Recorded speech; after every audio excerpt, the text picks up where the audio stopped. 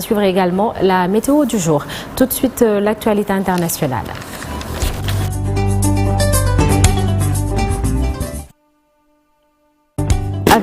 Avec Chertidiane Diao, la situation en République démocratique du Congo au centre des discussions lors du sommet de l'Union africaine à Addis Abeba, mais peu de résultats malheureusement. Les chefs d'État de l'Union africaine étaient réunis à Addis Abeba pour leur sommet annuel. Le conflit a donné lieu vendredi soir à des échanges houleux. À l'issue du sommet ce dimanche, il n'y a eu ni sanction ni condamnation explicite du Rwanda comme le réclame la RDC. Aucune annonce concrète non plus sur un plan de sortie de crise. Cette guerre entre le Rwanda et la RDC donc crée le malaise au sein de l'organisation.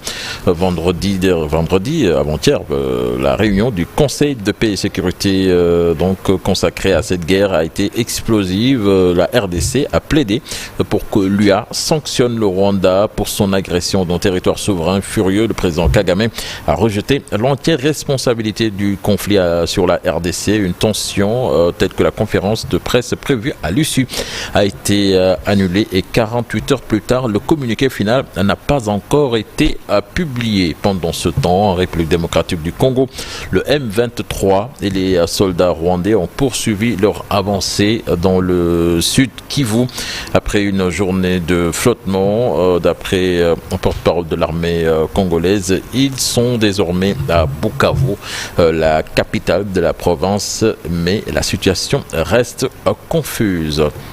Nous parlons de la réunion sur la sécurité européenne et l'Ukraine prévue ce lundi à Paris. Le ministre français des Affaires étrangères, Jean-Noël Barrot, l'a confirmé. Les principaux pays européens, les présidents des conseils européens et la Commission européenne ainsi que le secrétaire général de l'OTAN sont attendus à cette réunion. Cette rencontre intervient alors que les initiatives de Donald Trump, qui a repris langue avec le président russe, inquiètent les Européens.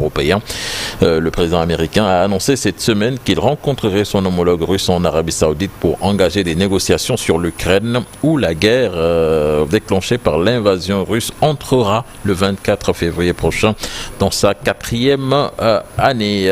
Sornanata, je pense qu'on peut s'en arrêter là pour l'actualité internationale. Oui, et l'actualité internationale à retrouver dans une vingtaine de minutes. Et Wolof, merci beaucoup, Chertidiane Diao. Alors, dans la seconde partie de l'émission, la chronique du jour avec El Hadj Daouda qui est déjà là. Rapport Cour des comptes, comment enclencher d'éventuelles poursuites judiciaires. Et on poursuit avec le même sujet avec notre invité de ce lundi, Mohamedou Madana Kane, économiste, président du parti Dundu.